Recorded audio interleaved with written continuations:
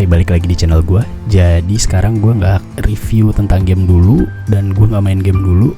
Di sini gue mau review tentang film. Jadi kita bicara film dulu nih. Kemarin kebenaran gue baru nonton film Sri Mulat nih, judulnya Hil Yang Mustahil. Dan gue sangat merekomendasikan banget film ini buat lo tonton.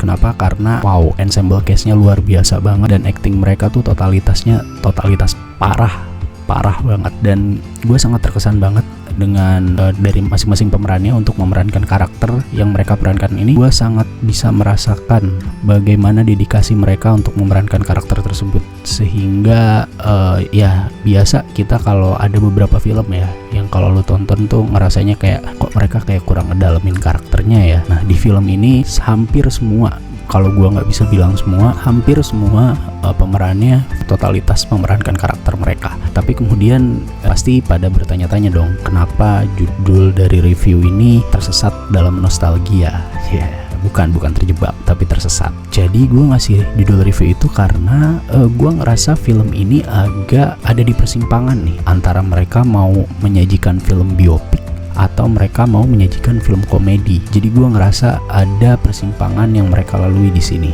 Jadi kita diajak buat mendalami awal mereka mencoba merintis grup lawak ini, terus kita dibawa nikmatin jokes-jokes yang buat sekarang ya, ukurannya buat yang sekarang mungkin udah dimuseumin kalau dalam tanda kutip, kayak wow, itu jokesnya jadul banget gitu kalau lo tonton. Dan kita juga diperkenalkan untuk pada interaksi hangat dari setiap anggotanya. Jadi bener-bener kerasa banget kekeluargaannya gitu. Tapi kemudian kita diarahkan pada jalan cerita komedi, dimana yang kurang satu jalur gitu sama semua yang ditawarkan tadi. Dan akhirnya gue sendiri agak kurang relate sama filmnya, sama arah filmnya lebih tepatnya. Jadi gue agak kurang bisa nangkep nih arahnya mau kemana gitu. Tapi kemudian gue coba berkaca ini pada film Warkop DKI.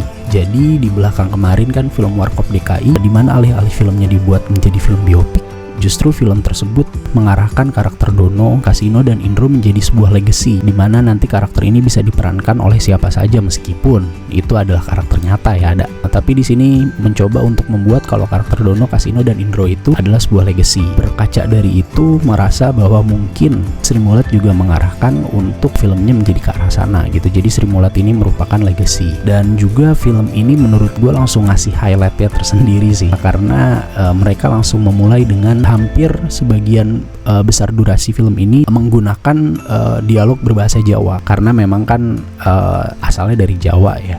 Dan ini sangat gue apresiasi banget. Kenapa? Karena berusaha untuk nunjukin banget identitasnya Sri Mulat itu sendiri, dan juga perjuangan mereka untuk bisa berkembang dari yang awalnya itu hanya di skala daerah menjadi skala nasional. Dan itu sangat-sangat keren banget menurut gue. Dari semua itu, gue justru menyayangkan arah film ini, dimana yang gue bilang tadi, gue jadi ngerasa bingung apakah ini biopik atau komedi. Dimana sebetulnya kalau misalkan film ini dibawa ke arah biopik, itu justru lebih feel-nya lebih kerasa gitu, karena memang perjuangan Sri Mulat ini perjalanannya dari bawah sampai menjadi legenda komedi Indonesia itu sangat panjang ya. Dan kalau misalkan itu menjadi sebuah film biopik, tentu filmnya bisa lebih pecah dari ini, terlebih ya di directnya juga oleh Fajar Nugros kan. Jadi gue ngerasa sangat menyayangkan aja arah film ini agak-agak tersesat di tengah-tengah, mau ke biopik atau ke komedi. Tapi hal yang gue highlight banget dari film ini adalah yaitu tadi di awal, totalitas dari semua pemerannya gila banget. Gue tuh ngerasa di film Indonesia ya,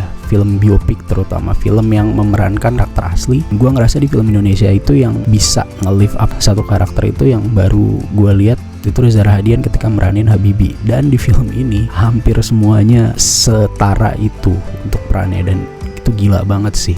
Jadi ada satu adegan di sini Ibnu Jamil memerankan Tarsan, dan ada satu adegan di mana mereka satu frame bareng-bareng. Dan itu menurut gue tantangan banget sih buat Ibnu Jamil buat nunjukin kalau dia itu bisa memerankan Tarsan versi muda, meskipun Tarsan di sini gak berperan sebagai Tarsan, tapi dari gerak-geriknya, dari cara bicaranya, dari gimmick-gimmick kecilnya itu wow banget sih itu. Dan lo bisa ngelihat kayak anjir, ini keren banget sih. Ini Ibnu Jamil gue yakin totalitas banget untuk ngedalamin peran Tarsan ini sampai bisa sedetail itu. Bahkan ketika lu disandingin sama orang aslinya, itu kayak ya wow, sama aja plek-ketiplek gitu. Terus yang kedua ada Zulfa Maharani, itu meranin Nunung. Di sini gue bener-bener gue agak bengong sih ngelihatnya, kayak anjir ini Nunung banget ya gitu. Apalagi pas awal-awal gue masih sempat sering nonton OVJ juga kan, kayak dari gerak-gerik kecilnya, dari micro expressionnya, dari cara dia jalan, cara dia ngelengos, itu Nunung banget. Dan itu gue sangat-sangat apresiasi, dan gue ngerasa apa yang gue keluarkan untuk nonton itu dikembalikannya lebih gitu. Jadi experience gue untuk nonton itu dengan menyaksikan acting mereka tuh luar biasa banget. Dan Elang El Gibran juga ya sukses banget bawain Basuki. Jadi gue tahu Basuki itu dari karakter Mas Karyo di Sidul tentu aja ya, karena gue dulu ngikutin banget sinetron Sidul, dan ngelihat Elang El Gibran mainin Basuki tuh anjir, ini gue kayak ngelihat Basuki beneran, ngedumelnya, terus misah-misuhnya, terus jahilnya, itu anjir Basuki banget gitu. Kok bisa gitu? Kadang gue suka amazed sama orang-orang yang seperti ini gitu, yang bisa memerankan orang lain lalu menjadikannya itu seolah-olah itu diri dia sendiri gitu. Itu gue sangat-sangat takjub sih. Dan tentu aja ya di sini banyak banget, kayak saya kan gue bilang tadi ensemble banyak banget. Di sini ada Eric Estrada, dia jadi Tesi, terus di Mas Anggara jadi Timbul, Teguh Rifnu Wikana jadi Asmuni, ada RD Karlina juga untuk jadi Juju, terus Naima Aljufri meranin Ana, Morgan Oey meranin Paul, dan Rukman Rosadi memerankan Teguh. Tapi di sini transformasi paling gila tentu aja Biowan ya. Ini apresiasi setinggi-tingginya banget buat Biowan, karena gila, dia nggak cuman mendalami aja, dia juga mentransformasi tubuhnya agar terlihat mirip sekali dengan Gepeng. Gue jujur gue belum pernah ngeliat almarhum Gepeng sebelumnya, tapi ketika gue lihat Biowan dan gue mencoba untuk mencari sosok asli almarhum Gepeng, wow itu mirip banget loh, dan anjir keren banget nih orang gitu. Gue langsung kayak wah gila deh, gue bener-bener amazed banget sama semua aktor-aktor dan aktris yang ada di sini, dengan totalitas mereka, dengan kesungguhan mereka untuk berperan sebagai para legend ini di film ini, benar-benar wow banget. Tapi sebenarnya dari film ini ada kesimpulan yang gue ambil sih, terlepas dari semua kerenannya ya dan semua kekurangannya juga, adalah sebenarnya kita harus bisa nyimpen dokumentasi sih, terutama tentang hal penting ya. Karena gue yakin hilangnya arah film ini justru ya karena itu, karena kurangnya referensi tentang karakter-karakter yang ada dan perjalanan-perjalanan mereka, sehingga entah itu sutradara atau penulis skenario juga ngerasa hilang arah untuk bikin film ini. Tapi terlepas dari itu semua, Gil Fajar Nugros did a great job banget untuk film ini sih. Dan gue sangat merekomendasikan kalau kalian kehabisan tiket terus nonton KKN daripada nonton Doctor Strange ya, mendingan kalian nonton Hill yang Mustahil, masih ada di bioskop, baru keluar kemarin. Coba ditonton, dan mungkin nanti ada pendapat kalian sendiri, bisa di komen di bawah, dan jangan lupa share juga nih reviewnya mungkin buat kalian yang mau nonton. Thank you, sampai jumpa di review berikutnya.